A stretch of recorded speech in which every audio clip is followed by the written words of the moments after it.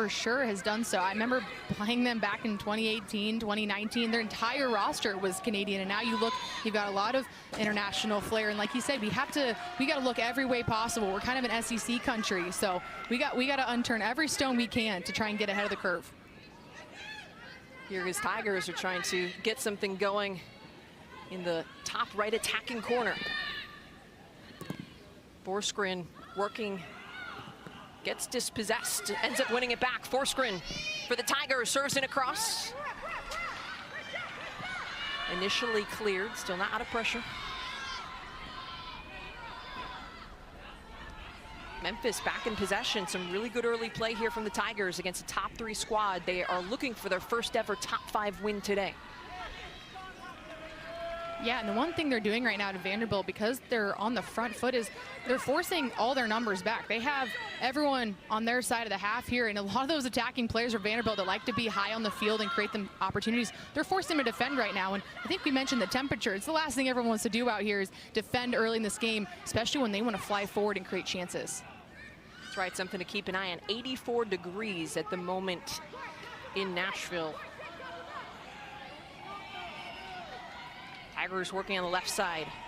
Faruya trying to take on Armenta. Faruya passes it back, gets it back again. Little 1v1 battle over the end line. Goal kick coming out for the Commodores.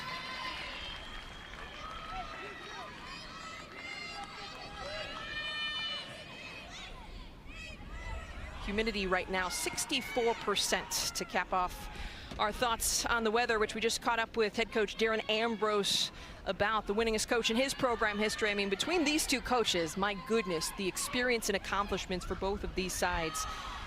2018 SEC Coach of the Year just became the winningest coach in program history. In fact, with their first win of the year against SMU, a 4-3 victory, which was a back and forth affair. But Coach Ambrose climbing up in the record books, now the winningest coach in program history.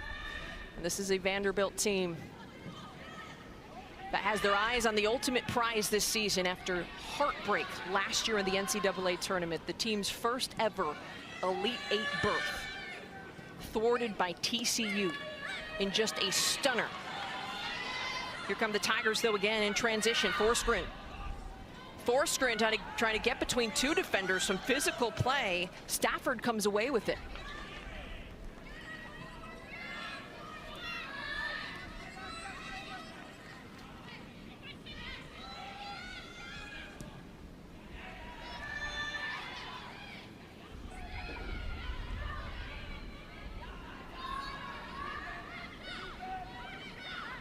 Memphis back in possession. Lavin, of course, kind of starting off the moves forward, able to get the advancing pass into the midfield to Kitagawa, who we've seen on the ball quite a bit here. Yuna Nagata, another Japanese international, 5'3" sophomore defender. They work it out to the left side once again.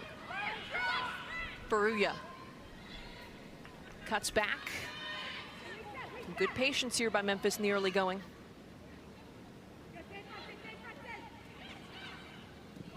High lofted service into the area. Caught by Giannopoulos.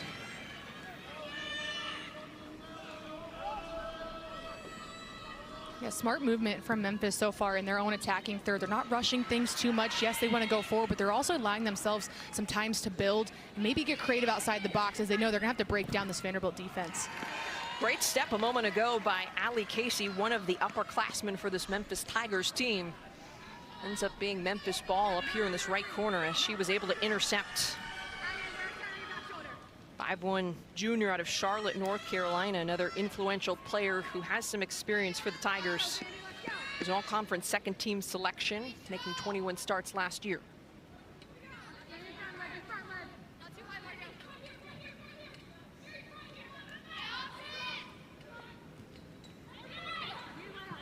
Header flicked towards goal, and it will bounce over the end line.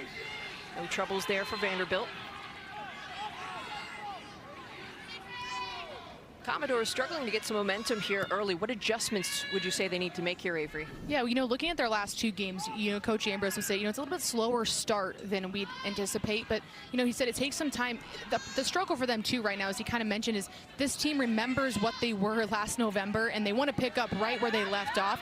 But he said, I got to remind them sometimes that, hey, we were in this spot about a year ago, too. It's okay to try and figure out what's going to work for this team. We have some systems and concepts in place, but we got to figure out how it works with this team. And I think for the main piece for this group is they know who their playmakers are. And when you get the ball into their feet, they make things happen. Is it Courtney Jones? Is it getting the ball into Sydney Watson, allowing her to get the midfield going early? Or is it just trusting some of your veteran leadership, like Ali Bolagagu in the middle, right? Getting them active, get them touches, so they can start going forward, building through the middle, and finding their forwards' feet.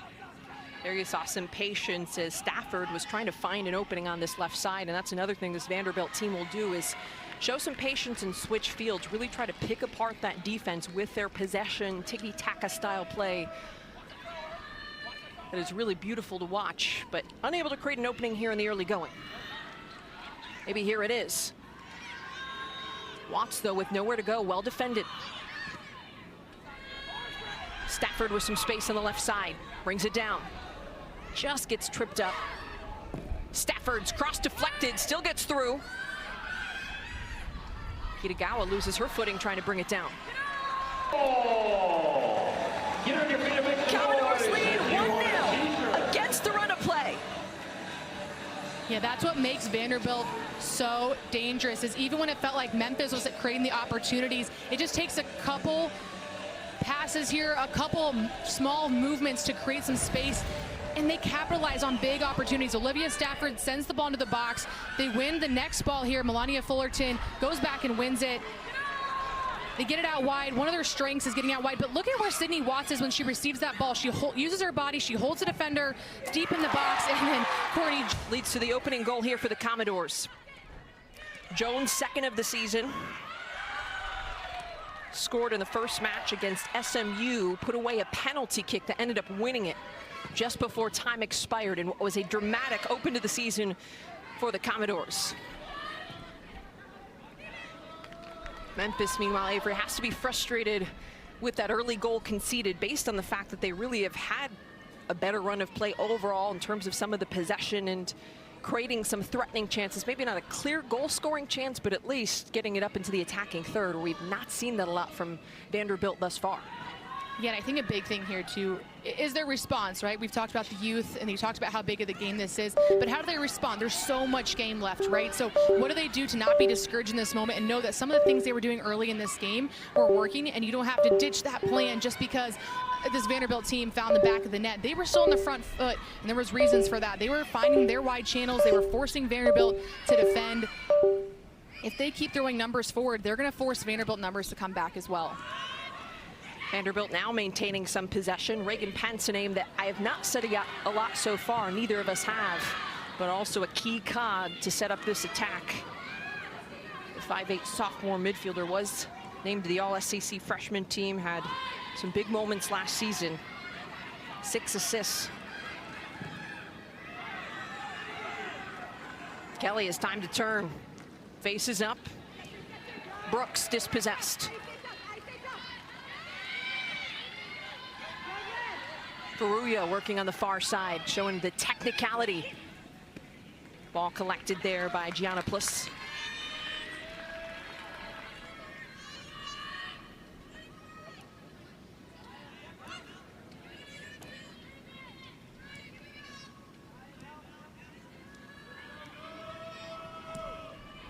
Margot Matula bringing the ball up. Gets it right back, is slotted into the center back role in this 3-5-2, played on the right side of the 3-back last year, but has stepped into that role with Courtney, Hannah McLaughlin rather, moving on, an All-American who played at the center back. Her sister Mary Beth still on this back line, but a huge absence there at the center back position, in addition to losing an All-American goalkeeper for Vanderbilt. And the flag is up, so it will be a offside call and a kick coming out. Yeah, and as you mentioned, those are right down the spine of the field, right? You lose your goalkeeper and your center back who were also captains last year. So as much as we've talked about the youth for Memphis, this is a veteran team for Vanderbilt, but are also trying to figure out who those vocal leaders are for Vanderbilt as well. So as much as Memphis is trying to figure out who their leaders are, there's some holes that Vanderbilt's trying to figure out as well. Yeah, Vanderbilt returning 8 starters, which is a big positive, but the players that they lost, also, by the way, they returned 79.5% of their total points from last year. So not just starters, but certainly key players. When you return the SEC Forward of the Year, you've got to feel pretty good. But the departures, including goalkeeper Sarah Wadelko, second-team All-American. Again, Hannah McLaughlin, a team captain and All-American, and the midfielder Macy Teeter, who was also a captain. The players they did lose were extremely important and leaders. Yep, absolutely. And Coach Ambrose has said some of the breakdowns they've had have been showing early signs of just the girls figuring out, hey, who is going to be that leader? Who's the vocal leader on the field now? And how do we get the communication to be something we all understand now that some of those big communicators have departed? And I think that's it can be viewed as challenging, but I think sometimes that can be the fun parts of early in the season, right? Some players step into new roles and you get to see them kind of evolve into a different version of themselves as well. Vanderbilt on the attack here. A little flick by Pence, doesn't go anywhere. Going back to that SMU win to open the season, 4-3. Vanderbilt had the 3-1 lead, conceded 2, and allowed SMU to tie up the game before Courtney Jones was taken down inside the penalty area in the final 2 minutes. There was actually a lengthy review on that one before the penalty was awarded, and she calmly put it home. But Coach mentioning he felt like there was just a little bit of disorganization in that second half that led to those 2 goals, as you pointed out, Avery.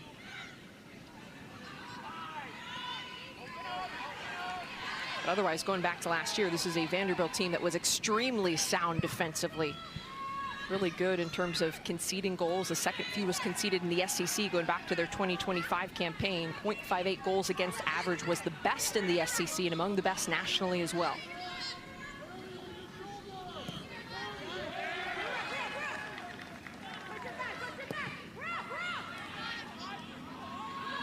Memphis on the attack once again. Boozman surveying.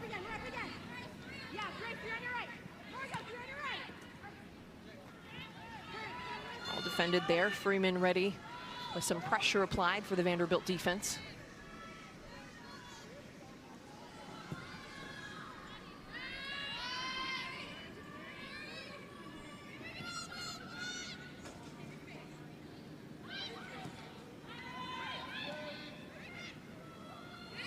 Tough challenge in the midfield. Memphis wins it.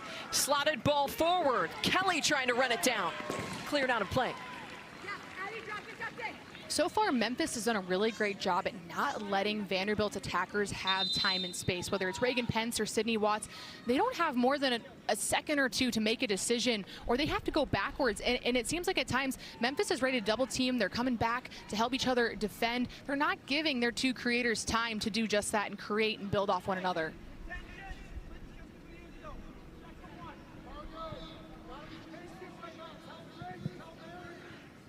There on your screen, you see Allie Bolig-Agu over on the sideline. Kind of was waved over, stepped over. Looks like she's adjusting something on a knee brace. The play continues. A dangerous cross for the Tigers. Boozman. Bolig-Agu back on the field now, jogging back towards the penalty area. Cross initially touched away by Jones.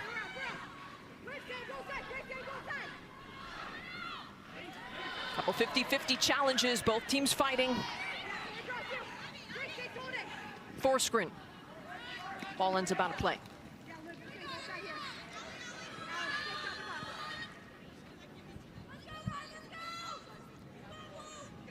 So there is the graduate student midfielder, Allie Bolig-Agu, back into the game after stepping off real quickly to adjust something on her knee brace. Important part of this team. Has had an unbelievable journey, missing her first 3 seasons here on campus before coming back last year. Ball over the end line. And the side referee on our side does indicate it is a corner kick, and that is what it will be. So great opportunity and a set piece coming here for Memphis, their first of the match.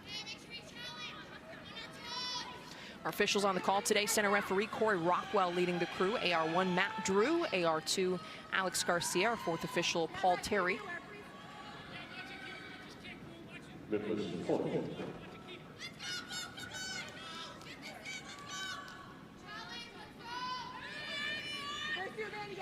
Some jockeying in the backside of the 6.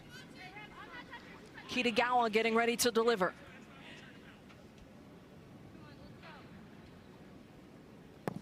Kitagawa, low driven service, great spot, and Memphis has equalized. What a response from the Tigers on the road against a third-ranked team. But there is a whistle and a goal called back. Immediately, Corey Rockwell is calling Memphis for shielding the goalkeeper.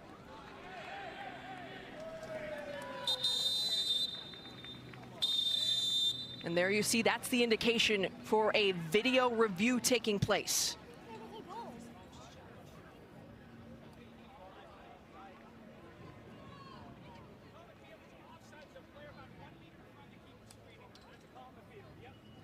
Call on the field is that there was a player screening the goalkeepers. We're kind of listening in to see what Corey Rockwell saw and what he is referring to. One of the sideline referees did indicate they believed it was a goal, but that was also something to keep an eye on.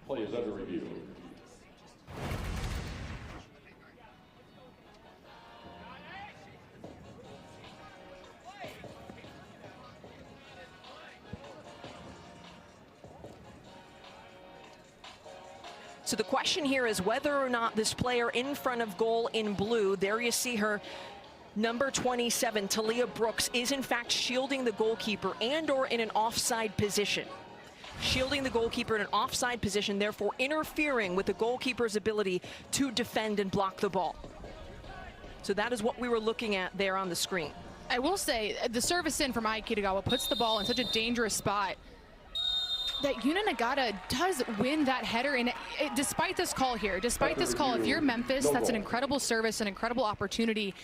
And there has to be a little momentum that comes behind that. I mean, Yuna Nagata goes up and wins that header. That's a challenge header. Although, here you have to look there, and it is Talia Brooks that's in front of the goalkeeper that I guess they're calling that the screening or obstruction for her to go make that play.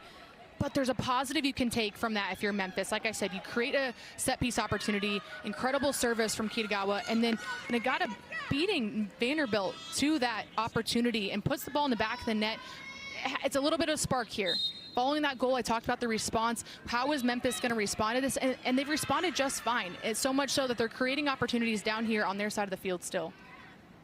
The official call after a review does stand that Talia Brooks was obstructing or shielding the goalkeeper in an offside position. Memphis, what looked like was a header goal off a corner kick. Officially no goal. 1-0 scoreline stands with Vanderbilt in front.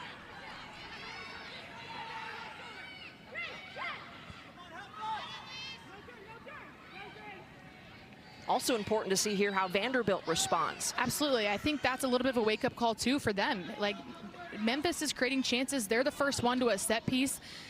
And if you're Coach Ambrose there looking back at that, it looks like he might be on the iPad right now.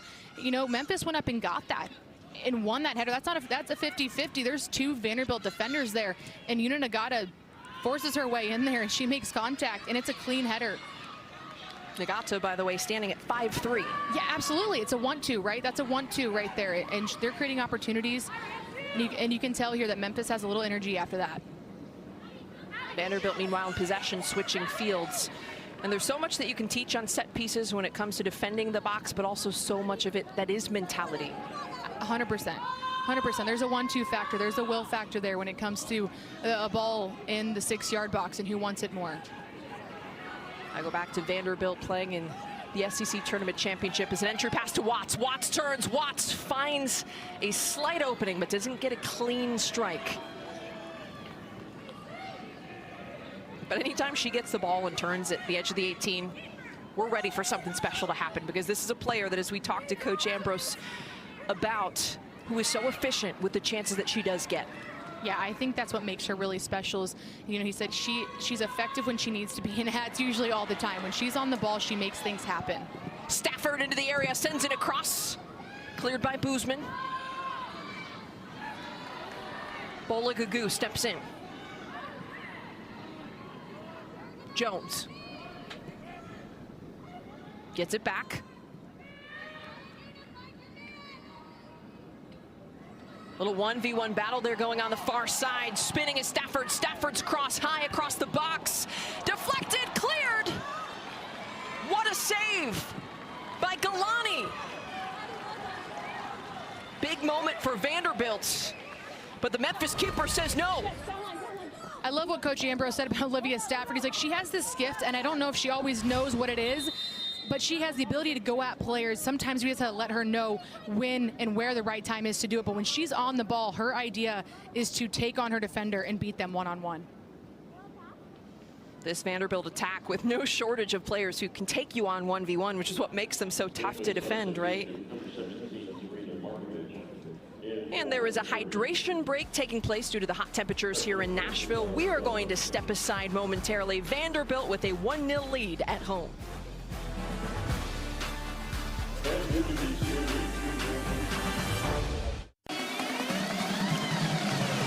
Take the party wherever we go. There's a place where SEC Saturdays start.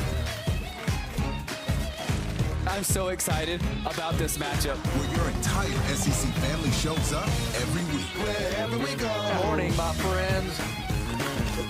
Kick off your Saturdays with SEC Nation and Marty and McGee. New crew, new times, same place. Only on SEC Network and the ESPN app. In the South, it's not just the story that you tell, it's how you tell it. It's got to be authentic and real. What do you see? How do you feel? And who are the characters? They're your best players. You knew the stakes. This was more than a game. This was history. And having the storybook ending is always special. SEC legends, all in one place. Let me tell you a story. Welcome back. First half action will continue momentarily between Memphis and Vanderbilt. The home side with a 1-0 lead, led by head coach Darren Ambrose in his 12th season. And what a job he has done bringing this program to the top of the national scene. Ranked third in the country, the highest ranking ever. Became the all-time winningest coach in program history with a win over SMU to open the season on August 12th. 128 victories. Just massive stuff as he surpassed one of the program all-time greats in Ken McDonald, who won 126 games from 89 to 98. And last year, first NCAA quarterfinal appearance. They set a number of different records when it comes to the way that this Vanderbilt team finished the season. 18-4-2, the most victories in a season since 1994. And now, Avery, you know they're hungry to get to that next level. They were so close to making it to the College Cup last year. Yeah, I love when we talked to him about it this week, asking, how magical was it or what did it do for this team? He kind of said, it actually was bitterly disappointing. And I think that tells you the DNA of this program, the girls he has on this team, that they made it as far as they've ever made it, and yet they were upset because they knew how good they were last year. They could taste how close they were to a College Cup, and he even told us this year, it's not about having to win, it's the wanting to win, right? Are we going to add more pressure to ourselves, or do we want this? And so last year the question to this team was, is anything possible? What is possible? Where this year he's like, we're not really asking that question. It's not if, it's how we're going to do so. So he's got the players that have tasted it. They know how close they can be, and you got a handful of seniors out there that know how close it was last year, and they want to make sure they don't feel that again. TCU got the win last year in that Elite Eight, 2-1 in overtime here on the Vanderbilt campus, with a goal in the 96th minute, earning a penalty kick after a foul inside the box. Sydney Becerra converted the PK to win it, but just about as close as you can get. And also in that game, to add insult to injury, Vanderbilt outshot TCU 30-8.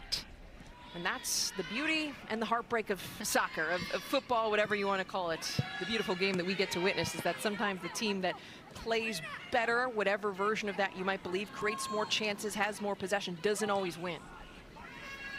Yeah, you can do everything right in this game, and somehow it still finds a way to punish you. Of any of the SEC teams this season, though, this Vanderbilt squad certainly looks poised for a College Cup run this year.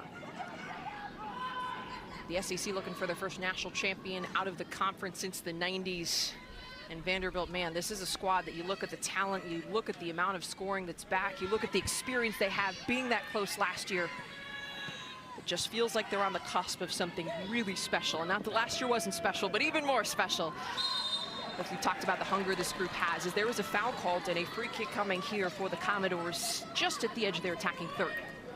Yeah, and I've talked to Coach Ambrose, like, yeah, you know, it brought some more eyes to our program, but, you know, we've had some success in the last handful of years, and I think 2016 they got over the hurdle and made 4 straight NCAA tournament appearances. He's like, I feel like everyone kind of forgets that. So this has been building for a little bit, but now they've got the team to really get them over that next hump. Looking to add a second goal here with a set piece. Jones curls it in, backside of the 6, headed away, brought down by Stafford. Memphis out of the initial pressure, ball out of play on the far side.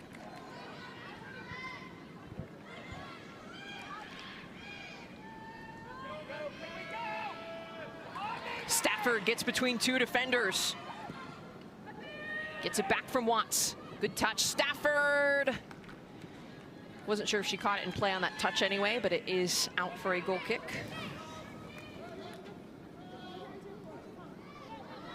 Sophomore forward, as I mentioned, SEC All-Tournament team selection, all-freshman team, top-drawer soccer freshman, best 11 as well last year with 5 goals, 8 assists. She's looked really dangerous here as the Commodores have gotten some better run in their final third. Yeah, and I think for Vanderbilt to have more success on offense, a lot of their success comes from the wide channels, and they love to give their players the opportunity to be creative out there, and she's one of those players that when she gets the ball, she wants to run at their defenders and keep putting the ball in the box, and she's one of the players that is always sparking, it seems like, some of those attacks. Stafford coming in as a freshman last year, native of Arlington, Virginia in the DC area. Early on was playing centrally up top. Definitely feels like she's a player who's meant for the wide channel, because when you get her out there in space 1v1, she really comes to life. By the way, Lena Touche did just sub on here momentarily a couple moments ago for the Commodores, replacing Addison Armenta. Speaking of freshmen, the Caldwell, New Jersey native has been impactful early on. Speaking of Touche, trying to get a look on goal, ended up getting dispossessed.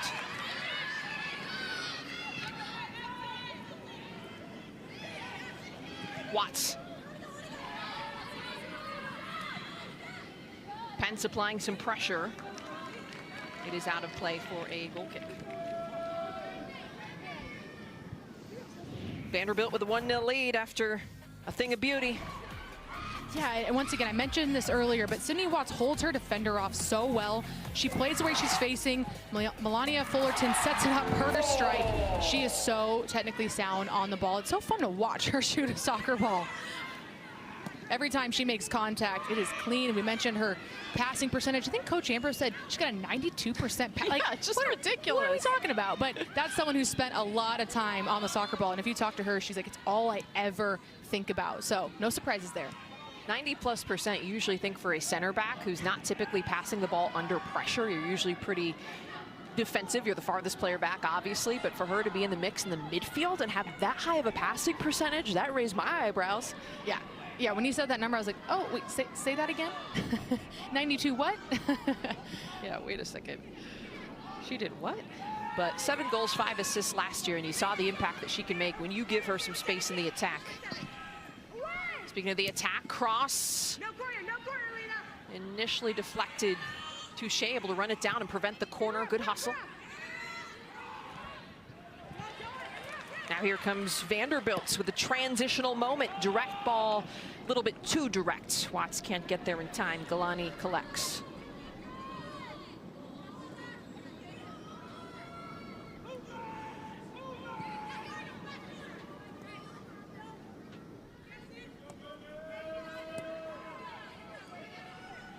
Tigers working the ball up the right side to Leah Brooks. Forsgren. Last pass not quite on. Forsgren's been a name we've said a lot in this game so far, and that's one of those true freshmen, and she's kind of got thrown into this mix from what it sounds like from Coach Monaghan. Kind of, hey, some players have gone down and we're going to need you here, and so she's kind of learning by fire, but so far in this game, she's got herself involved a lot. Forsgren played at Bishop O'Dowd High School Again, a California native, which is one of the more competitive schools in the state of California. 37 goals, 30 assists, while leading the team to the state championship game where they came up just short, but played for Mustang SC, which is also pretty well known in the women's soccer scene. And has made a quick adjustment as she's been called into a bigger role, as Avery just mentioned.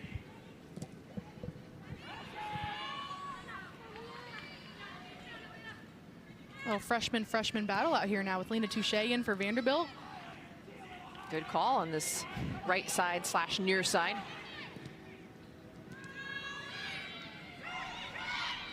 Watts turns. Service out wide. Stafford. Really well-timed tackle there on the far side. Baruya showing what she can do defensively. Had some good moments on the ball in the attack in the early going. Speaking of pressure, it's Nagata that time, applying some pressure in the midfield. Commodores, though, break through. Pence.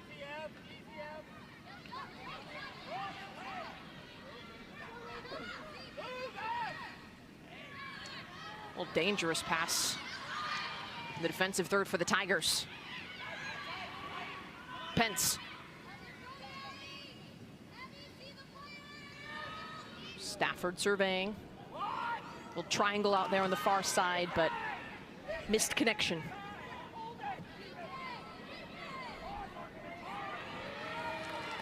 Vanderbilt recovers well there, preventing the transition chance. Mary Beth McLaughlin, 5'7" junior defender out of Cummings, Georgia. Mentioned her older sister, Hannah, was team captain All-American on the team last year.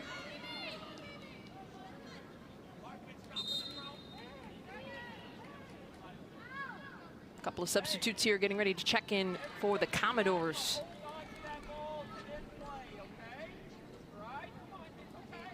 Megan Hinnenkamp checking in here alongside Alexis Smith. Smith replaces Pence. Hinnenkamp coming in for Stafford.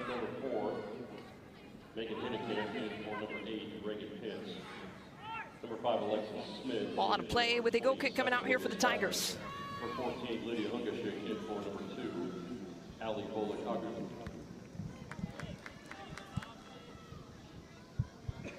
Megan Hinnenkamp, one of just a couple transfers for this Vanderbilt team as they're come the Tigers on the goal kick out.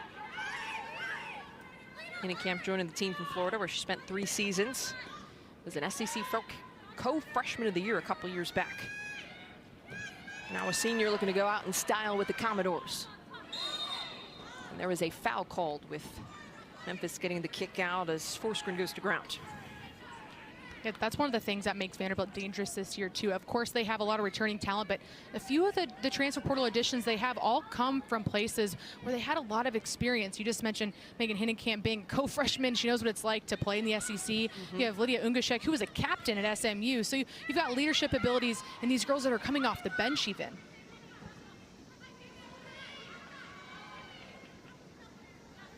And then Layla Armis, the junior goalkeeper, transferring in from UCLA, completing some of the impact transfers the Commodores have had this year.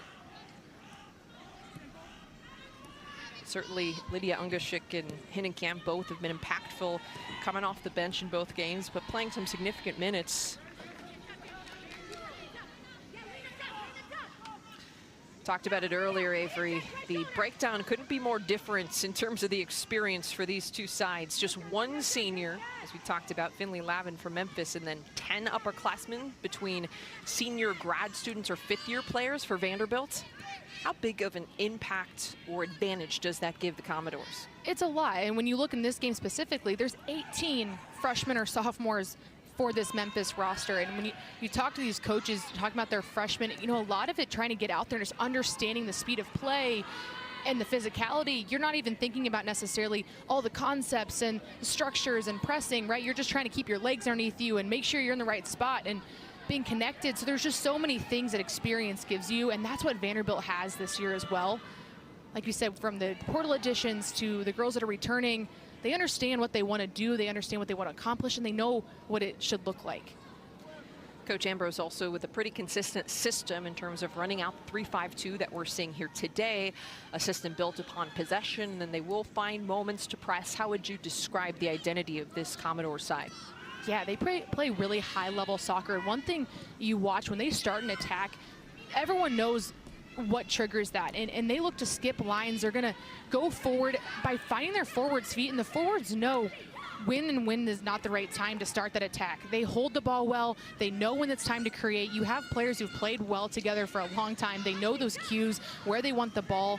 But I think the thing that's really important is these girls are so well connected that it can be one thing if Sydney Watts wants the ball all the time, but she knows that my movement impacts the next person. So you have a lot of unselfish players out there too that know the scoring and the way they play also is impacted by just how they move out there, which I think is a big understated thing about when you have, you know, the SEC forward of the year. She could want the ball at her feet all the time, right? But she knows if she clears space, the next person's wide open, and that makes them a really well-oiled machine up there.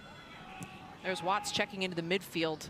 Speaking of everyone knowing where everyone wants to go, she does a great job of coming to the ball at the right moments and someone else getting into that space that she leaves behind right on the back line. Yeah, absolutely. And if you watch their center mids, they'll pull out, they'll create space out wide, and it opens just what we're seeing right now. A ball right through the middle. Sydney Watts gets the ball at her feet, and she doesn't overcomplicate it. She plays the way she faces, and she gets the next line of players involved in the attack. She's adding 3 more girls to the attack the minute she lays that ball off. Touche's cross high, lofted backside of the 6. Kitagawa working it out now for Memphis. But yeah, to your point, the layers of the movement in this attack for the Commodores just really fun to see. And I will say I've been impressed by Sydney Watts' back to goal play, as you pointed out. Simple when she needs to be, and it seems like she always has her head on a swivel, knows when there's a defender on her, but then there have also been times where she recognizes she can turn. Yeah, absolutely. And I think that's one thing about her game that probably doesn't get talked about enough is the way that she uses her body, the way that she's positioned when she receives the ball. And she does the little things right. Like, she'll hold her defender, but she knows when to create some space. And she also involves other people in the attack. And I think that's a big part of her game is the minute that she steps forward, she's bringing a defender with her. So there's space that opens up for the next person to run in behind. And she's not far behind in joining that attack no more than a few seconds later. Watts, if you missed the introduction of this broadcast, the SEC Forward of the Year, first-team All-American, and Mac Herman Trophy semifinalist, which is the highest award that you can win in women's college soccer. Dangerous cross played for the Tigers. Not a lot of time. Martineau subbed on and applied some pressure right away for the Tigers. Memphis maintains possession.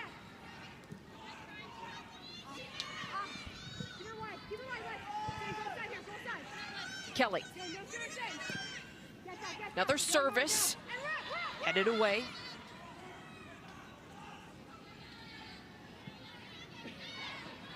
Watts wins it.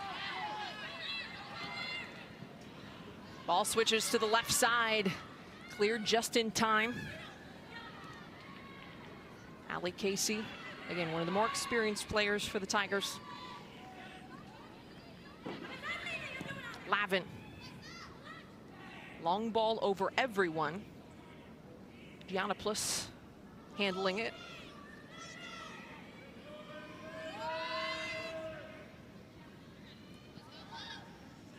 Just over 6 minutes to go here before the halftime break. Vanderbilt with the 1-0 lead. Memphis, though, certainly presenting some challenges.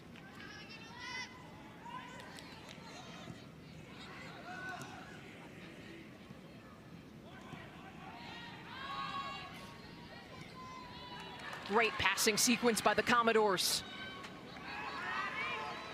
Smith. Throw incoming for Vanderbilt.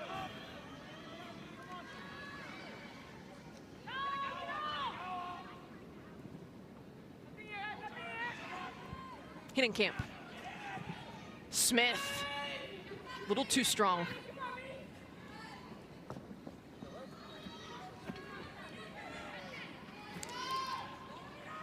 Memphis throw coming out, but great hustle there by Touche.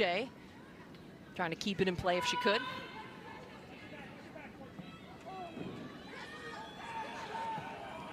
Nice little pass. Good cut, hard collision inside the 18. Camp couldn't get the shot off. No foul called. Center referee Corey Rockwell indicating no foul. It was clean.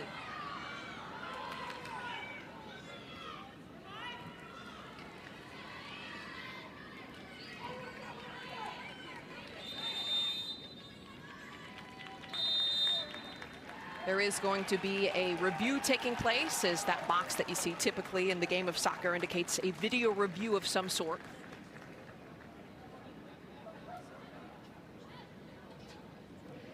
This is officially a coach's challenge being called by Vanderbilt head coach Darren Ambrose, as he believed his player was fouled inside the box.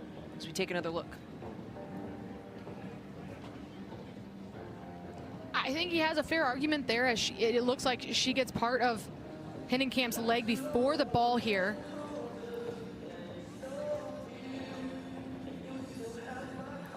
In real time, I really couldn't tell. In that moment there, it does look like she has more of Hinnenkamp's leg.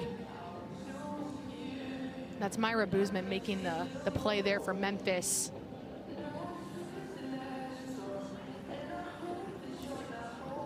If this were to be a PK, this would be a big moment for Vanderbilt ahead of the half, having a potential 2-0 lead with some momentum going into the half. So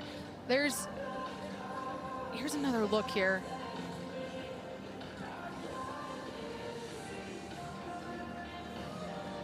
Sometimes a tangling of feet can be hard to judge in real time too.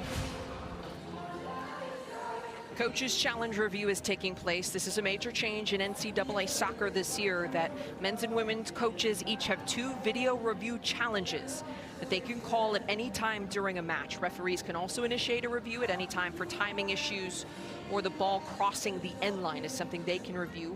Also in the last 10 minutes, if neither team has a video review or a challenge left, then the referee can challenge. Corey Rockwell went to the video monitor after Coach Ambrose called the video challenge. There's the call. No penalty kick awarded, which was the call on the field. What do you make of that decision? I think in that decision, I mean, you look at it real time, it could be a tingling of feet there. Yeah, it looks like she got part of her leg, but, you know, they had a time to look at it again. If that's a decision, I guess, you know, a clean play on their end. And as I mentioned before, if that were to be a PK decision, that's a big swing in momentum for Vanderbilt to have an attacking chance like that with just less than 5 minutes left going to the half. But for Memphis, you know, this is still a 1-0 game. These last 5 minutes matter for both of these teams. For Memphis, I think they go into halftime saying, oh, hey, okay, we got them with 1 goal in the first, and we adjusted. We found ways to still get opportunities. If you're Vanderbilt, I think they look at this and say, hey, I think we allowed Memphis some more time on the ball. How do we start getting more possession and making the most of our opportunities? Vanderbilt able to clear what looked like a promising Memphis opportunity moments ago.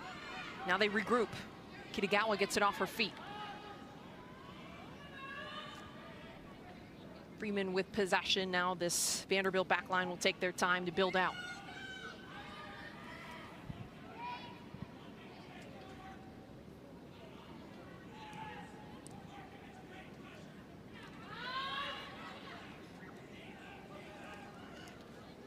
Senior defender standing at 5'11", Margot Matula there at the center back position once again. Under a little bit of pressure here. Shows the maturity, gets the ball out. Jones trying over the top. Jones. Here come the Commodores.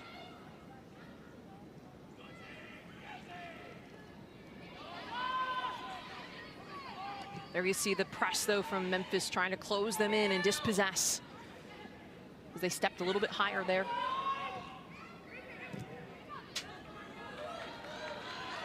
McLaughlin stepping high, getting into the attack.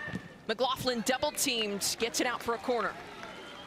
Yeah, and that's what makes Vanderbilt clean in their possession there, is they are okay with being patient at moments, and they find ways to overtime as they're building back and forth, throwing some more numbers forward. You have Mary Beth McLaughlin, one of your stars in the back line, going at players on the left side of the field here, and she gets a corner out of it. Vanderbilt's first corner 2-0 lead here for the Vanderbilt Commodores. As you were talking about momentum going into the half, Avery, that is a big goal. They did not receive the penalty awarded that they were hoping for, but instead,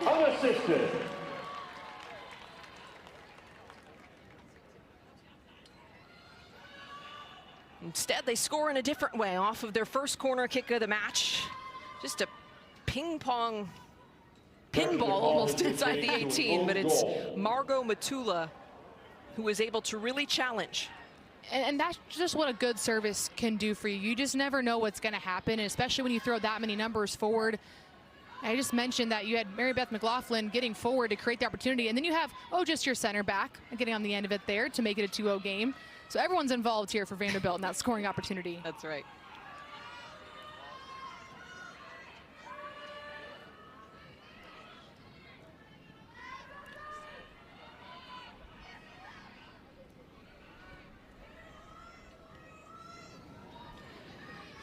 That is officially being called an own goal. We were waiting for formal word because Matula was there challenging, but it last touched the Tigers. Again, it was just kind of a frenetic sequence with a lot of bodies in the box. We'll take another look momentarily, but Vanderbilt has another corner.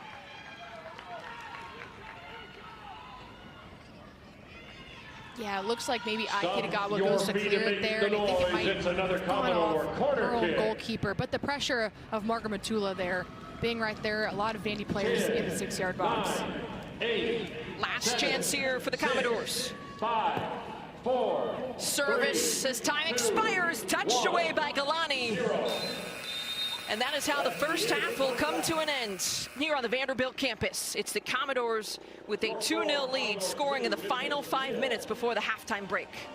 Some initial thoughts on what we saw? Yeah, I think that's a big momentum there for the end. And also some of the substitutions for Vanderbilt, making some things happen. You see some of those girls going in Megan Camp.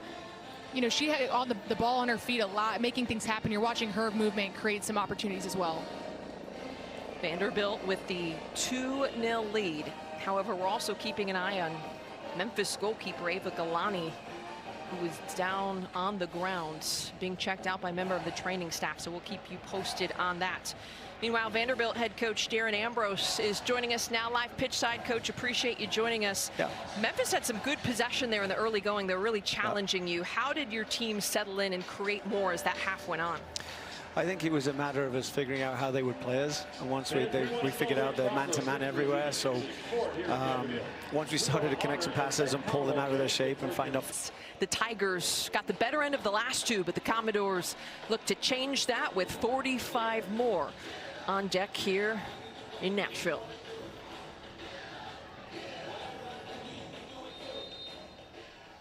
Second half now underway. Center referee Corey Rockwell blowing the whistle. Vanderbilt with a possession to get things going. Once again, Avery Howard, Kylan Mills here with you.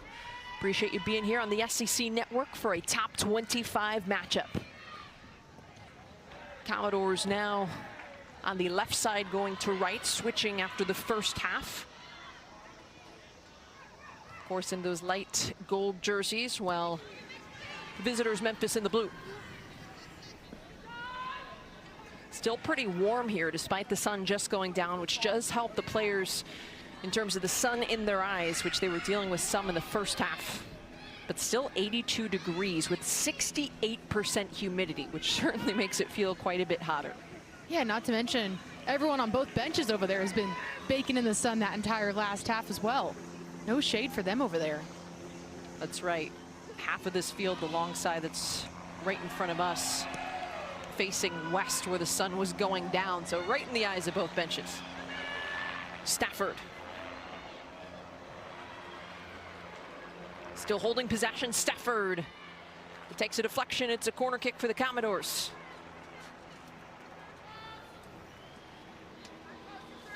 Yeah, early opportunity here for Vanderbilt. And once again, it comes from those wide channels, an area that in this formation they play at 3-5-2. Coach Ambrose said you have to have players who are willing to go forward and attack and have strong players out there, which they do. So I think this half, to keep adding on to the attack, get those. And number 24, Courtney Jones.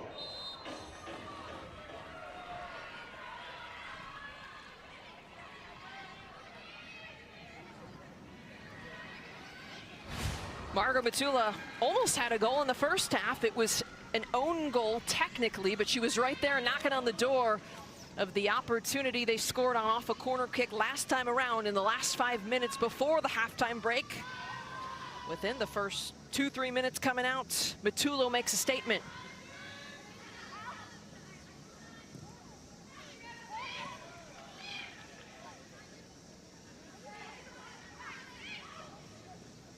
.5'11" senior defender out of Houston, Texas, Margot Matula. We talked about the center back getting forward, using some of her height on these corner kicks, as we saw before the halftime break. Her first of the season. Vanderbilt up 3-0 now. Memphis, quite some work to do.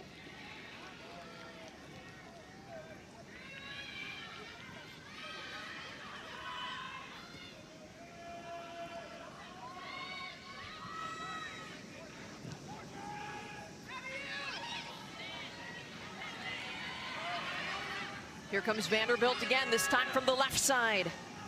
Armenta back in the game, finds Jones.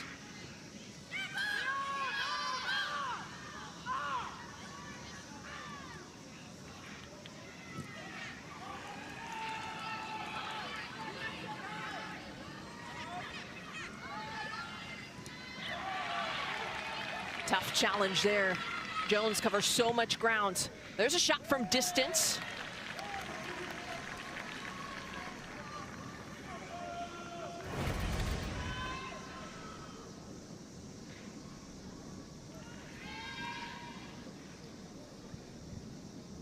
Coach Monaghan getting a look there at that last replay.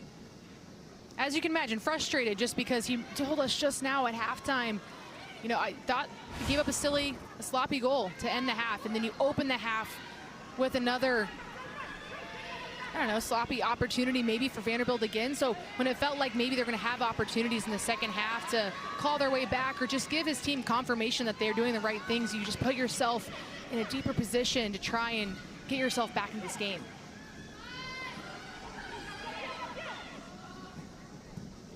Nice little pass. Now a clear chance for the Tigers. Just goes wide.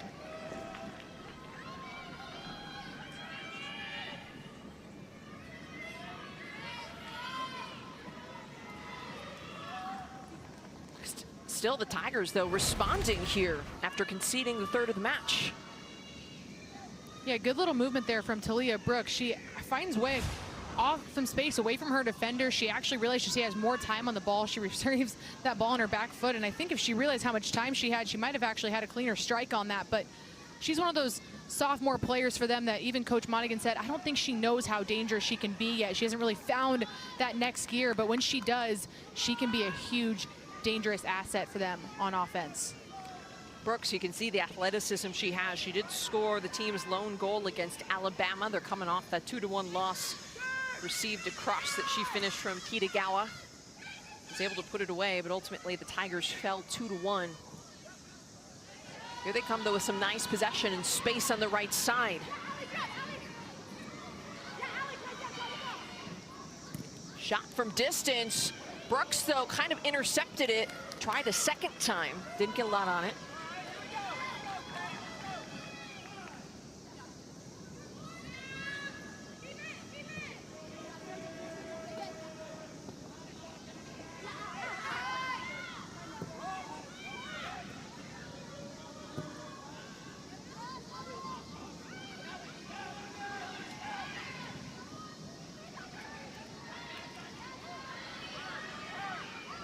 Another good challenge here by the Tigers.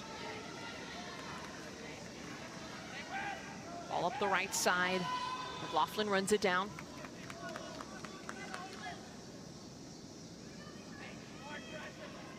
Coming up on Sunday, defending national champions Florida State travel to Gainesville to face their cross-state rival at 2 p.m. Eastern on the SEC Network and streaming on the ESPN app. One of those matchups I know we talked to coming into this game that we're looking forward to. How about Florida State? 3 national titles in the last 5 years. Just feels unbelievable. Like, yeah, it just feels like they reload and reload again and reload again. I don't really know what a down year looks like for them. That's right.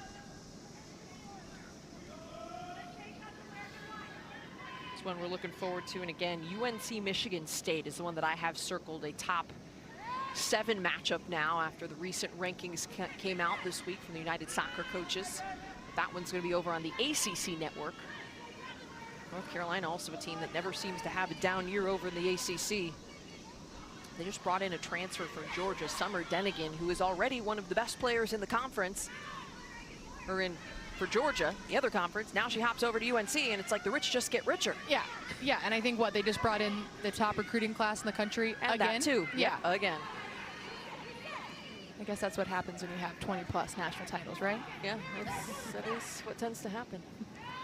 Get some high-level recruits, but this Vanderbilt squad, like I said, right there with some of the best in the country. They've really built up a reputation under Coach Darren Ambrose. They've really brought in some high-quality players. We talked about SEC Forward of the Year on the field right now, and Sydney Watts.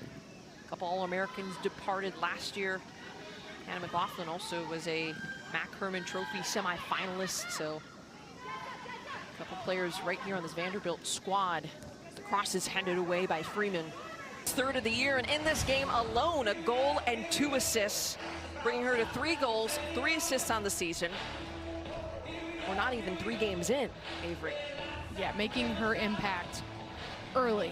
Previous play is under official review.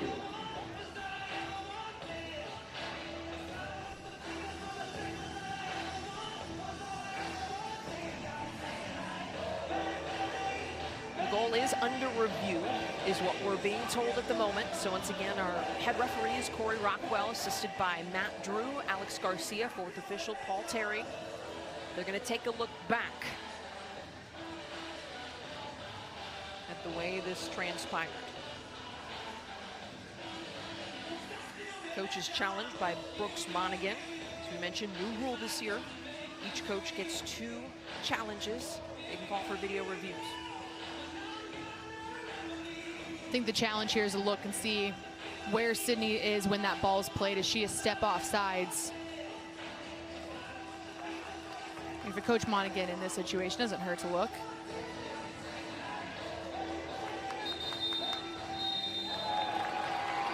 There is the official indication from Corey Rockwell. Call on the field stands. It is a goal for Sydney Watts. Her 3rd of the year and the 4th for the Commodores, as Darren Ambrose is just chilling. Yeah, I think when you got a finisher like that, right, you can just sit back and relax. You know what's really cool about this senior class, and even just the juniors as well, the girls that are the playmakers for this team, whether it's Sydney Jones or Sydney Watts, Courtney Jones, or even the whole back line. You look at these girls, and yeah, they've been here for a little while, and sure, they've made their presence known last year, but a lot of them weren't everyday starters their freshman year. They saw time, they made appearances. They might have had a goal or assist here and there, but they've grown as a class. They've been at Vanderbilt through and through. And I think they know the development they're going to get here at this program. It's proven true when you look at this senior class and what they've done and the way that they've built this chemistry on the field. I think in this era of college athletics, it's pretty cool to watch this unit come together and only get stronger year after year, because, I mean, it doesn't seem like they're planning on going anywhere else.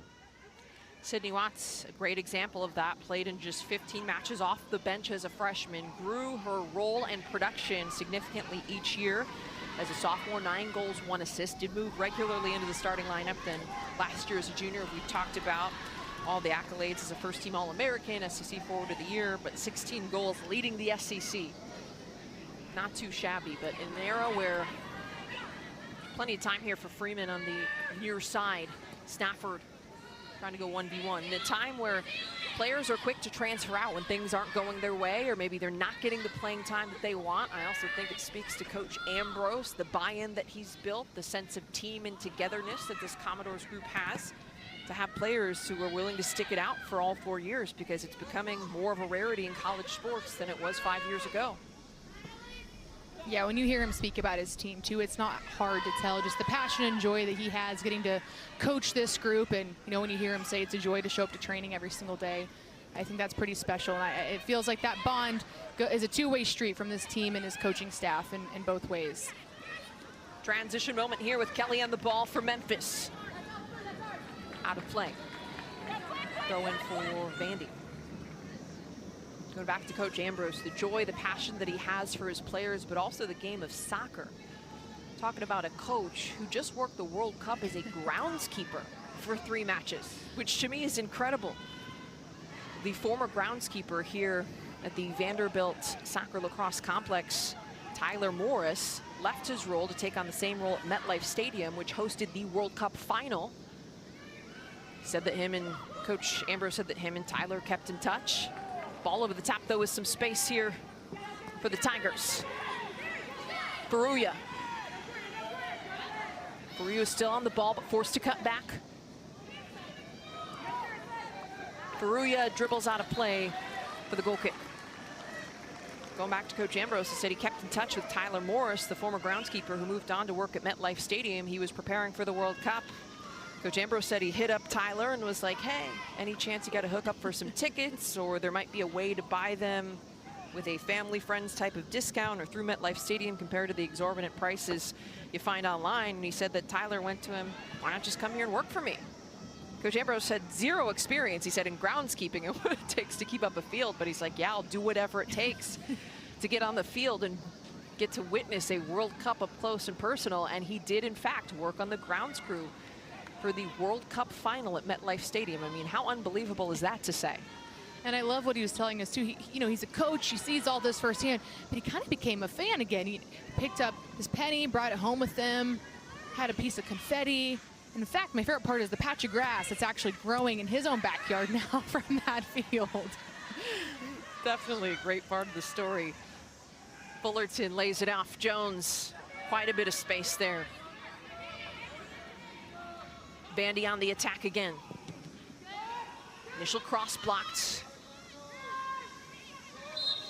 Push from behind leads to a foul called. No question there. Smith got a little too much with the hands up. Absolutely, though, my favorite part of the story is him taking home a patch of grass and still growing it in his backyard. He also said he cut off a portion of the net. Just brought home some unbelievable keepsakes from that experience. I mean, how could you not?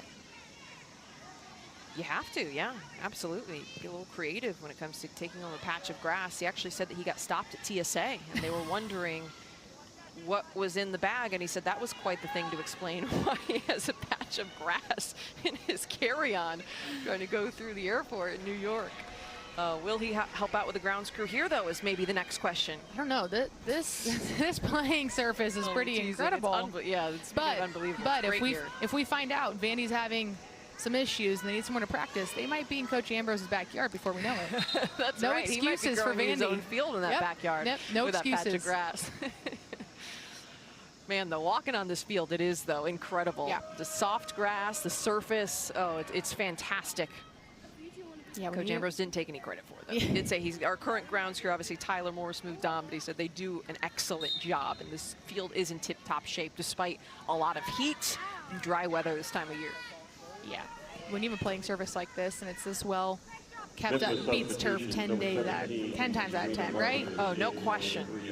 And just the way the game is played, absolutely so different on grass compared to turf. A little bit better ball control, and I don't want to say the ball moves slower, but it's just so fast on turf. It can get out of control. Speaking of control, Vanderbilt's clearly in control as Tigers make a substitution. Alice Kelly out of the game. Zarina Markovic checking in, the sophomore forward. Southeast Missouri transfer for the Tigers. Played just over half in the last match against Alabama.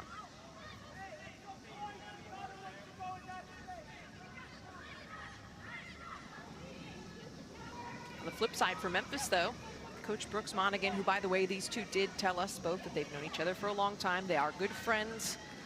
Of course, they're competitors when it comes to this specific matchup on the field, but they keep in touch off the field.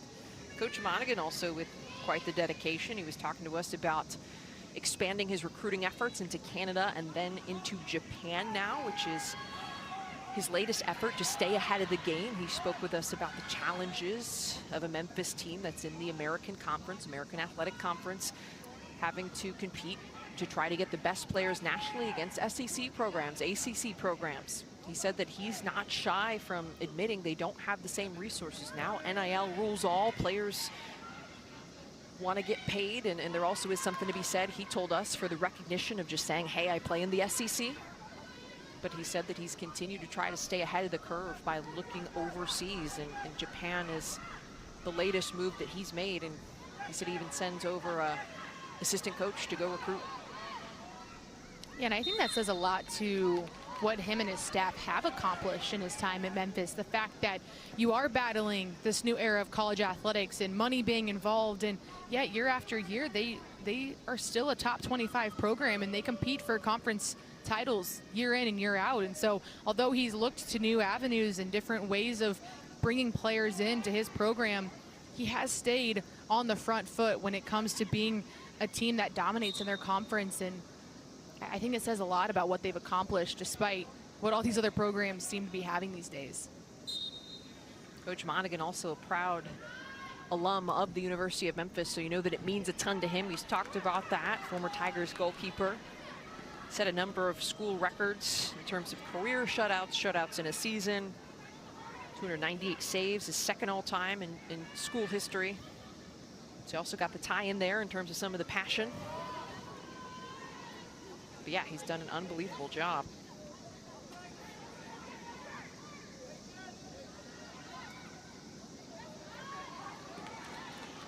This is also a Memphis team that doesn't shy away from playing the best of the best every year when it comes to the non-conference. When you talk about some of the challenges of recruiting going up against SEC schools, he also makes sure to test his team with SEC schools. And now when it comes to NCAA tournament berths and seeding, it all comes down to the RPI. So you want to have a tough strength of schedule, playing other teams that are in higher RPI position, which strengthens the resume going into the NCAA tournament. In terms of the actual formula that determines the RPI, I could not tell you because it is so complicated. As broadcasters, we hear all the bits and pieces and all that goes into it. I will just tell you it's a lot.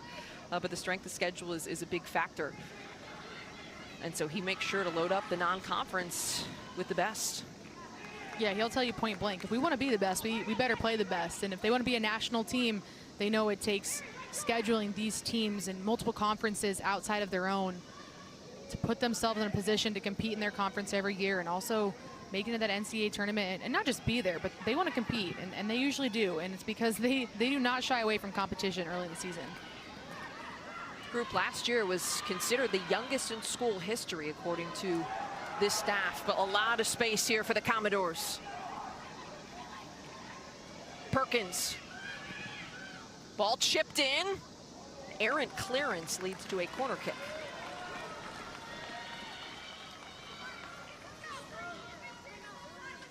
Haley Perkins, the 5'7" freshman midfielder, into the match. Out of Seattle, Washington, a player who Coach Ambrose credited with changing the game. Last time out against ETSU, 4-0 win. She was a factor in 3 of the goals scored in the second half. Commodore, corner kick.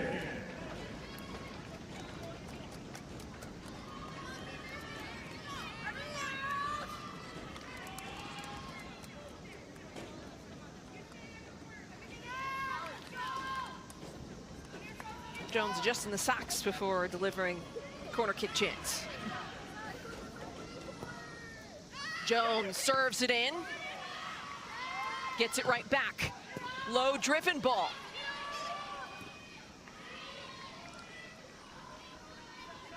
Cleared over midfield. McLaughlin will take her time.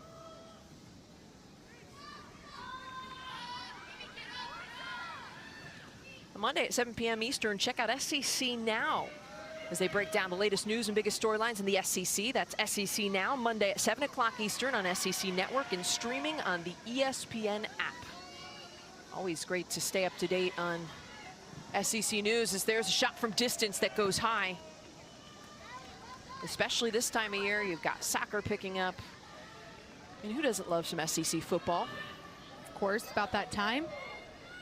That's right. Speaking of football, how about the Georgia women's soccer team? We showed you it at halftime, but setting that record at Sanford Stadium yesterday, more than 25,000 fans in attendance for what was a bit of a shellacking as they took down JMU by what could have been a football score, 6-0, if there was a failed extra point. But incredible to see that, and to continue to see these types of moments for women's sports.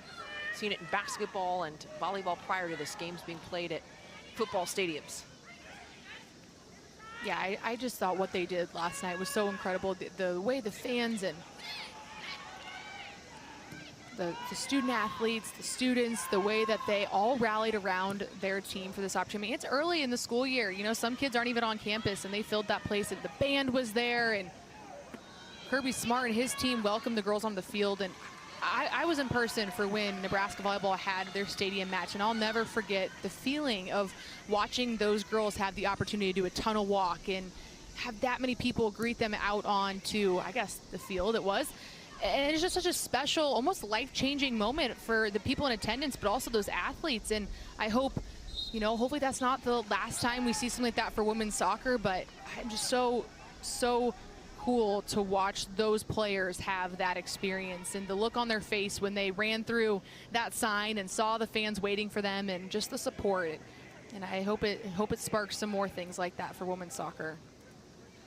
It also coincided with the 30th anniversary of the U.S. women winning an Olympic gold medal at that same stadium back in 1996, which was an unbelievable game. And head coach Kadani McAlpine for Georgia said that's part of what inspired him. He was a driving force behind this record-setting game taking place, behind the team playing at Sanford Stadium, but he said he thought it was a great way to commemorate and honor that 1996 team that did something truly special in that Olympics.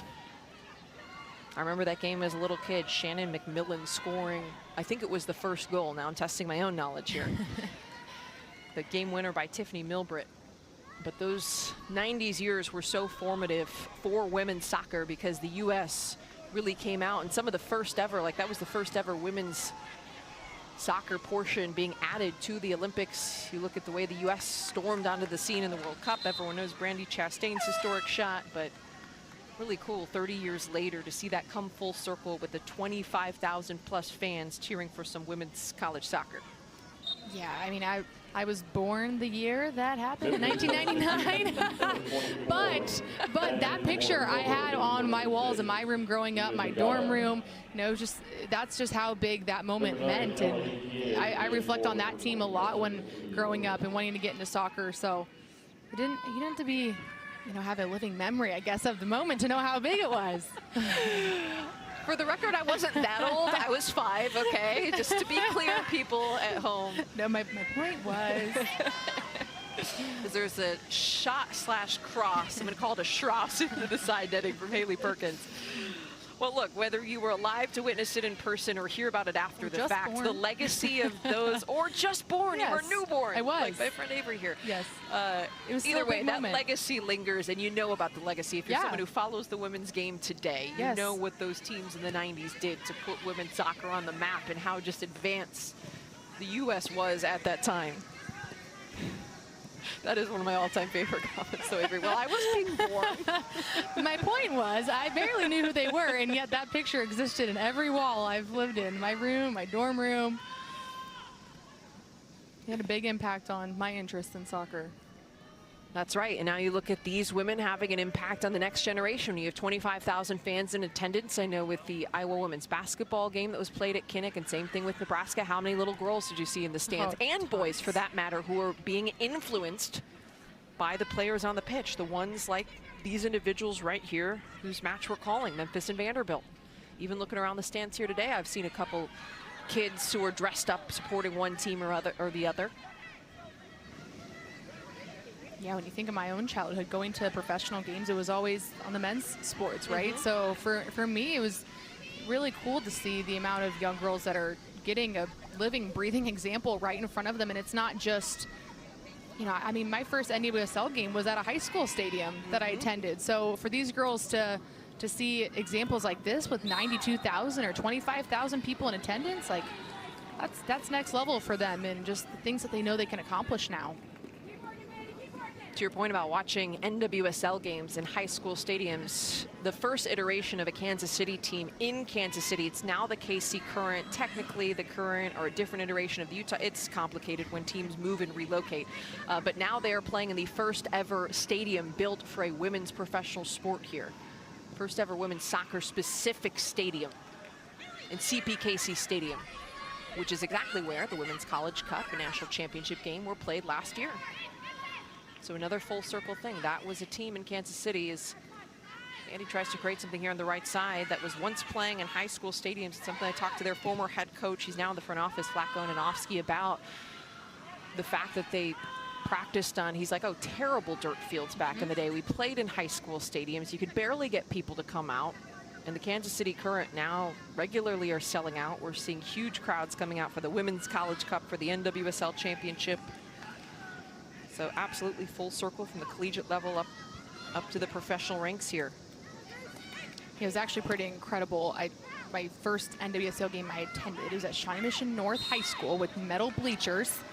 And, you know, I'd watched players like Abby Wambach winning World Cups and Olympics, right? And I get to be a ball kid and we walk out and who do I get paired up with? Oh, Abby Wambach, which was incredible. But yet I'm like, she's played on the biggest stage and we're here at a high school stadium. So it's just crazy to watch the way this sport has grown and the way it's supported its players and the way that fans and, you know, these young girls have showed up for these teams and these players as well.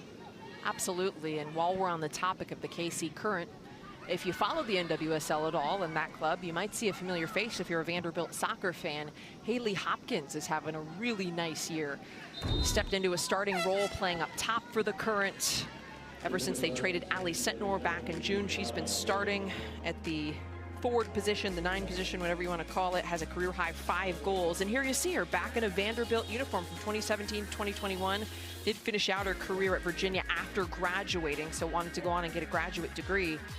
But having just a banner year for the Kansas City Current. And the really cool thing about all of this is the fact that I asked Darren Ambrose, hey, do you keep in touch with Haley Hopkins? And he goes, yeah, I just was texting her the other day, but we keep her involved because we have a former player mentoring program that he's had in place for years since he started here, which was something unique that I had not heard of. Yeah, they call it pitch to perfection, which I think is pretty incredible. It was one of the first things that he made sure he implemented here, which just tells you where his mind goes when he talks about developing these players, but not just players, but also as people. And essentially players on the Current team get matched up with an alum, and it's based on interests or professions or their goals and aspirations. And so for Haley Hopkins, she's paired up with Reagan Pence because Reagan has aspirations to play at the next level. And so they have this opportunity to stay in touch, and they check in every 6 weeks. And you can do that before the 6-week check-in, but he's like, it's not just professional talk. It's, you know, these players have worn the same shoes these girls have now, these current players, and so sometimes they need someone to talk to that's not us, or someone that understands what they're going through. And on the flip side, for these alums, it's a big way. Ball punched high, second ball loose. Tigers knocking on the door. To finish that, it's a big way for the alums to give back. And sometimes it can be hard to stay connected when you don't know the players on the team anymore, but this allows them a direct line of communication to be involved in the program, to better the program. And how cool that you have alums now from Vandy that are making their mark at the next level. And you have girls that want to do so on this team right now, and they have a direct source and a contact to figure out what the next steps are to getting there. Really cool also that coaches building these young women for success beyond just the pitch, because that's the other part to me that's unique about the partnership mentoring program. Is he goes, it's whatever profession they want to get to. They don't have to want to be professional soccer players. If you want help preparing to be a lawyer, then we want to help get you ready for that. And so much of college soccer, while it's important to build up the next level of talent that's going to perform at the NWSL and potentially even compete for the U.S. Women's National Team, there also are many more players who will go on just to be leaders in life and the next generation of leaders in all facets of career and the world otherwise. Yeah, I did think that was cool. He noted that you know, sometimes there's girls that want internships or whatever it may be to get to that next step in their professional careers, and they're able to network and use one another as references. And I just think it's a really smart way of keeping the alums engaged, but also how cool that these current players get to be in contact with girls that have once done what they're doing right now. Absolutely. And here come the Commodores. Pence was trying to turn the corner there, unable to. Speaking of ties, even though Haley Hopkins is partnered with Reagan Pence, it's Sydney Watts who's trying to chase her down in terms of the career scoring leaders. Hopkins with 34 goals for the Commodores, just had an outstanding career. Sits second on that list you see on the bottom left side of your screen, but Sydney Watts doing some work with 28. Yeah, she's got a little ways to go, but I wouldn't put anything past Sydney. Based on the year she had last year and the way that she's grown every year, I wouldn't be surprised if she puts up some big numbers this season.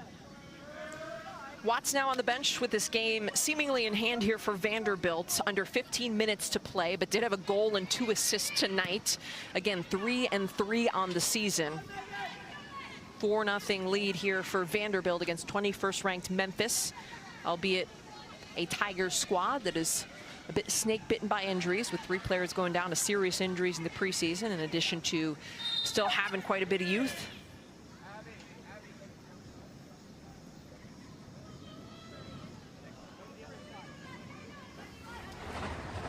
Looking at how Vandy has put up a 4-0 lead in this game, realizing on a through ball there. That's the score, 4-0 as we have it right now. Courtney Jones, own goal. Margot Matula, that's her first goal in a Vanderbilt uniform. She transferred in prior to last season after 2 years at Texas A&M. Did score a couple there, but good to see her get on the score sheet as the 5'11" center back was forward and involved in the corner kicks that the Commodores have taken tonight. And now it's a good opportunity to get some different players some minutes, get some different looks, as there has been a slew of substitutions for both sides with the game in hand.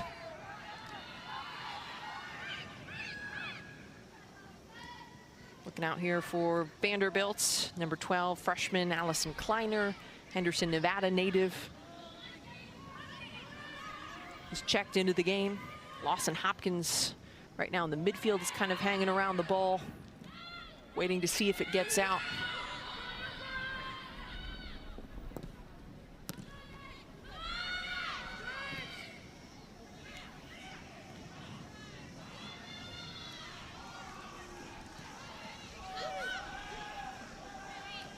Smith trying to create something, ends up rolling right back to the Memphis keeper. Luxa Smith, a 5'3" sophomore defender who Coach Ambrose described as really fun to watch, someone who's made a huge leap when we were asking him about impact players off the bench. Played in just 9 matches last year. Reserve role off the bench as a freshman, but seeing some more time and impressing her head coach here in the early going. Cross goes out of play into the side netting for a goal kick.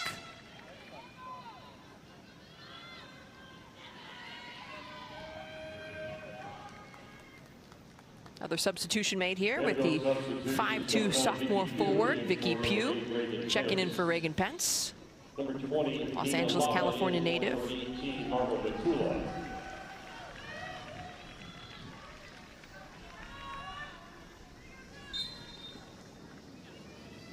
Pugh played 32.5 minutes against ETSU. Did play in 17 matches as a freshman.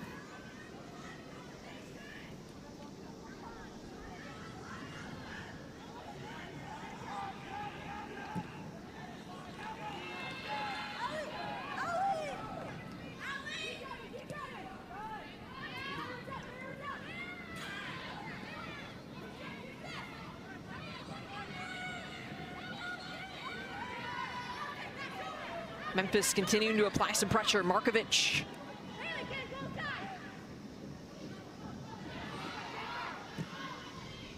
Gaida back out wide.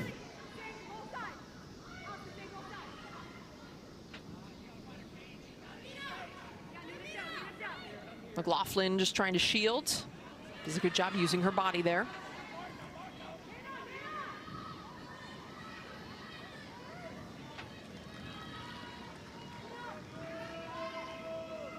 Up next for Vanderbilt, they've got a trip to the Houston area. They play at Rice and at Houston next weekend.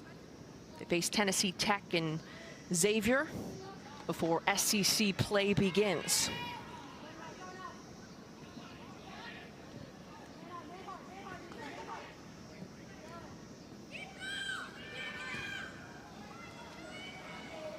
Vanderbilt's just content moving the ball right now, side to side, keeping possession. They also have, as you've mentioned, some younger players in there, some new faces in there. But they have a concept in which they teach, and they want their players to execute. So some game time minutes, trying to get some players on the ball and operating their offense and their pressures in ways that they like to. Beneficial, and as you mentioned, they have a Houston road trip, so some players getting some minutes on the bench, resting before they have a little bit of a flight. And 2 road games, those are always a challenge, no matter where you're at. Vanderbilt picked to finish first in the SEC preseason coaches poll, followed by Arkansas, who, as we mentioned, trying to get a win still here in this early going. Georgia, LSU, and Tennessee. The Commodores coming off an SEC tournament title. They took down LSU in what was a thriller last year. But you know, to go the distance, you're going to need depth. And these early moments and game minutes for Coach Ambrose and his staff to evaluate what they have in some of these players as you move down the bench, or maybe young players like freshmen, actually are super important and can pay dividends when it comes to the postseason, because inevitably there's going to be challenges, there's going to be injuries, things are going to happen. And to get to the College Cup like they want to, you need the whole squad. Absolutely, and there's nothing that can replicate real game time minutes except for getting experience in real games. And it's just the level of college soccer is so different too. And we're talking to both coaches, you know, the understanding of the speed of play and the physicality that comes with it. And sometimes just those first games that you're trying to get your legs underneath you, and everyone's trying to get their legs underneath you, but then you throw these freshmen in who are just trying to experience everything at 100 miles per hour. So games like this where they can get some touches on the ball and understand the defensive concepts and having time to learn what it's like pressing another team, not pressing your own teammates in practice. Things like that matter. And as you mentioned, this team has aspirations to be playing soccer for quite some time this season, and so it is going to take everyone. And for this Vanderbilt team, they have some exciting freshmen. They're looking forward to giving some more minutes, so this is a good time for them as well.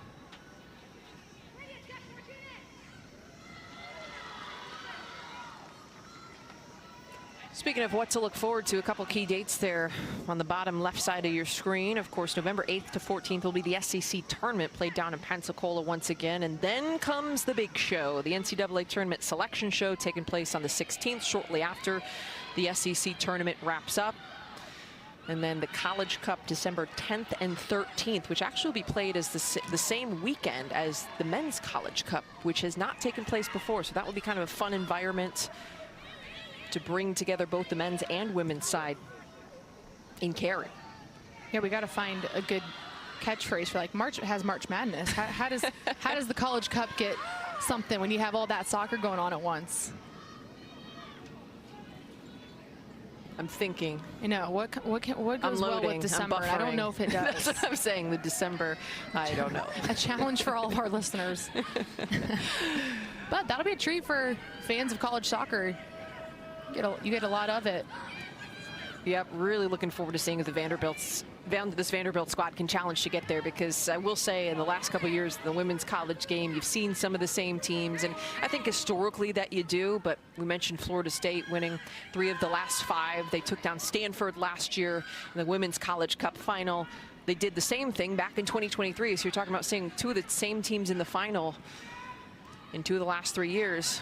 And there we go, right on cue. Our production crew here at the SEC Network is next to none with having this statistical information ready in a visual. And UCLA, of course, kind of stormed to a championship, surprising a little bit in year 1 under head coach Marguerite Awazasa, who now is leading Texas. So keep an eye out, because she's one of the best in the game. But would be great to see Vanderbilt get in that mix. Again, the talent to me when you look at this group, both on paper and what we've seen on the fields, the mastery of this coaching staff, it appears they have all the ingredients to get there. Yeah, and I mentioned it earlier, but I love how Coach Ambrose said these girls knew exactly who they were at the end of last season, and they kind of wanted to be that again. He's like, it takes some time to get back to that, but when they have flashes of what they can be this season, it's pretty soccer, and that you can tell they all are on the same page and they know where everyone is at all time. And so if that's what they look like a couple games in flashes, it'll be interesting to see what this team looks like come October, come November, as they enter into those big-time games. That's right, because as we mentioned early on in the broadcast, Coach Darren Ambrose said the biggest challenge for his group is recognizing that they're not exactly where they left off last November. There still is some building to be done in the early portion of the season. He's like, no, they want to come out here and pick up right where they left off, and you got to keep in mind there still is an offseason that was played. There still are some new faces in the mix, but I think just that bitter loss to TCU has stayed at the top of everyone's mind on this Commodore squad. Lavin delivers a free kick curled towards the back post. Giannopoulos catches it cleanly.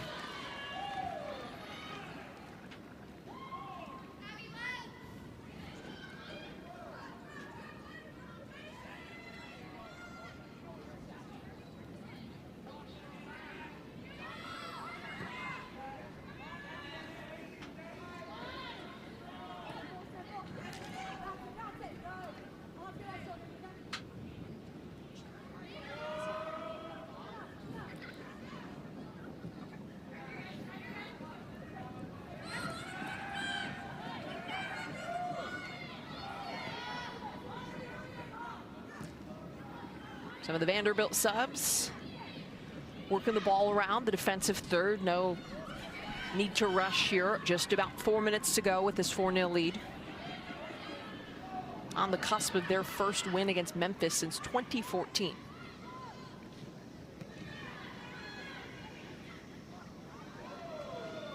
Yeah, every time these two go at it, it's a ranked top 25 battle with how strong both of these programs have been the last handful of years. Vanderbilt also looking to do something that hasn't been done since the 90s and beating a top 25 opponent 4-0. Could it be 5? Save and cleared. It said that some of these freshmen are really exciting for this Vanderbilt program, and Lena Touche falls into that category as she has that opportunity there. Coach says she's a firework off the bench for us sometimes. She just plays the game really well.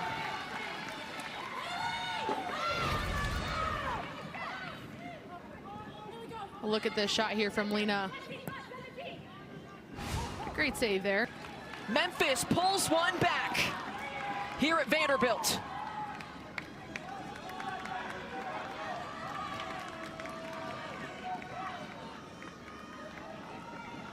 Natalie Divarakova looks to be the last one who had that opportunity there. We'll take a look here. 5'11" junior midfielder Natalie Divarakova with her first goal of the season. The LSU transfer making a statement here for the Tigers, though they still trail by 3.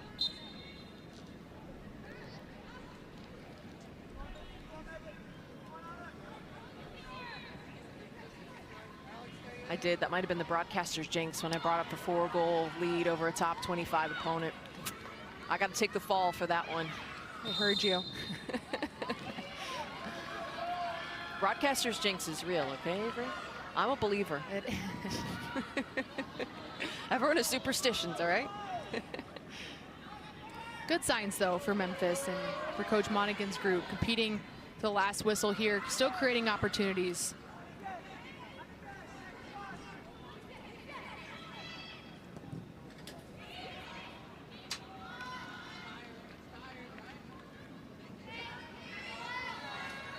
Bit unfortunate, too, as Alexa Giannopoulos, the goalkeeper for Vanderbilt, you surely would like to build some confidence for her with the shutout.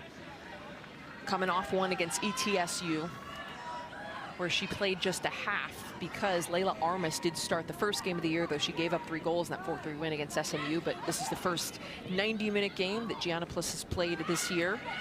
Going back to last season, played in just 3 matches, did not play in the 3 seasons prior, so still a bit inexperienced back there between the pipes. And Coach talked about really wanting to build her confidence. That's the only thing I'm like, oh man, I feel for the goalkeeper, because it's nice just to have that shutout preserved.